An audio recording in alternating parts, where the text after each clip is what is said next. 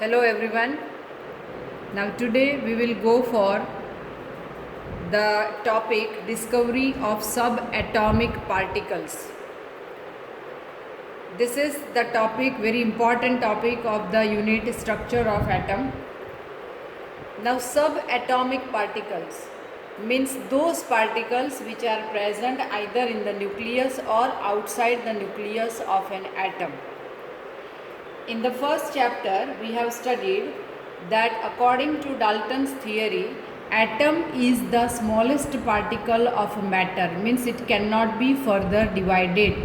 But after the discovery of radioactivity, it was found that atom can also be further divided into subatomic particles.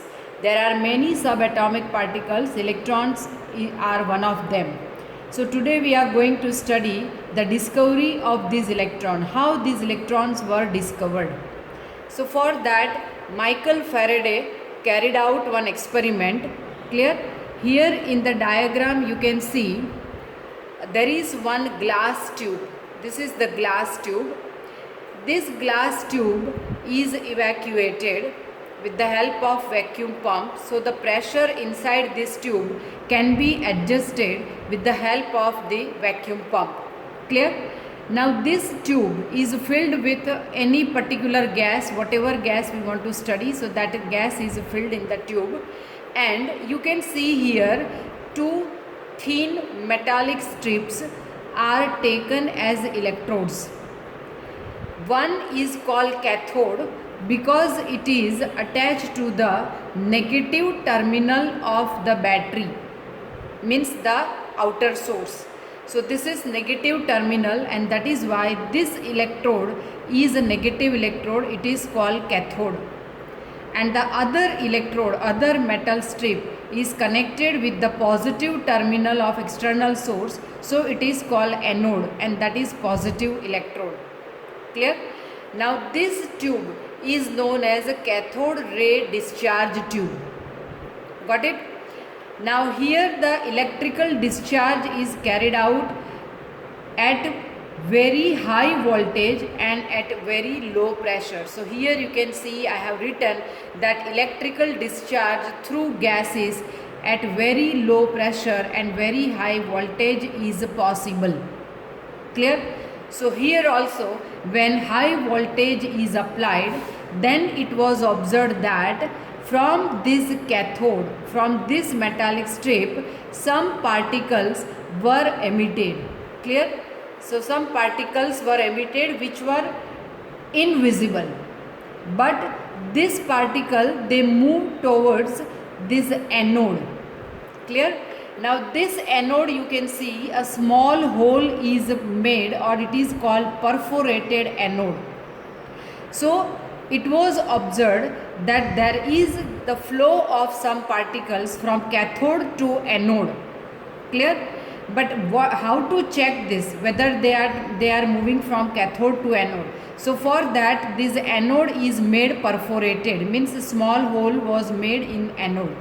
So when these particles, when they pass through anode, then behind this anode, this portion of the tube is coated with phosphorescent or fluorescent material like zinc sulfide. So this is the coating of phosphorescent or fluorescent material. Clear? So after passing through this anode, when these particles, they strike this phosphorescent coating, then they produce or they create a bright spot and at one particular point. This confirms that the particles which are emitted, which are ejected from cathode, they move towards anode. Clear? So these particles which are ejected from cathode, they are known as cathode rays, or they are known as cathode ray particles. Clear? Now from this experiment, if we want to summarize it, then we can say that in this experiment, cathode ray discharge tube experiment, cathode rays or cathode ray particles, they are originated from cathode and they move towards the anode. This is the first observation. Second observation, in absence of electrical or magnetic field, these particles will travel in a straight line direction. Means there is no deviation. So if there is no electrical or magnetic field present, then the path of these rays is in a straight line. Clear? Then third point is, these particles are invisible, but their presence can be identified when they strike the fluorescent material, and when they create a bright spot on this fluorescent material. So with this the appearance of the bright spot on the fluorescent screen, the presence of or the flow of the direction of this particle can be identified. Clear? Then the fourth point is, if the this cathode rays which are ejected, they do not depend on the material of the electrode. Whatever metallic material we take, whatever metal we take in the form of electrode, so these rays, they don't have to do anything with the material of the electrode. And second, they even don't depend on the nature of the gas which is filled in the tube. Clear? So these are the characteristic of cathode rays. One is, they are originated from cathode, which is a negative electrode. They move towards the anode. Second point, they are invisible, but their presence can be remarked with the appearance of bright spot on the fluorescent screen, which is after or which is behind this anode. Clear? Third point, in absence of electrical or magnetic field, they move in a straight direction. Fourth point, when the electrical or magnetic field is applied, then they deviate from their original path, then they deviate from their direction, but and their behavior is just like the negatively charged electrons. Clear? So the behavior of these cathode rays in presence of electrical and magnetic field is just like that of electrons, and that is why these cathode rays are known as electrons. Clear? So electrons are negatively charged particles. Got it? So this is the discovery of electrons. Now, how to find out charge to mass ratio of this electron? Electron, though it is very lightweight particle, but it has some mass and it carries negative charge. So to find out the ratio of charge to mass for the electron, Thomson carried out one experiment. So this is the apparatus.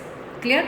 Now here you can see, this is a metallic plate which is cathode. It is connected with the negative terminal of external source, and this metallic plate is anode which is connected to the positive terminal of external source.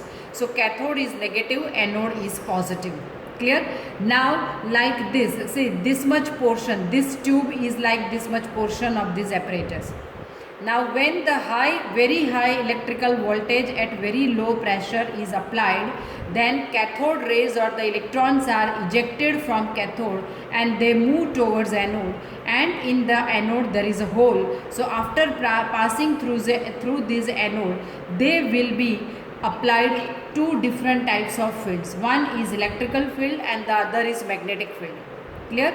Now suppose initially only electrical field is applied, then these particles will be deviated from their straight line path and they will strike the fluorescent material at point A. Clear? So this is this straight line is the original path. Now when only electrical field is applied, then these cathode rays, they deviate towards the upper side and they strike at this point. When only magnetic field is applied, then they deviate in downward direction and they strike the fluorescent screen at this point C.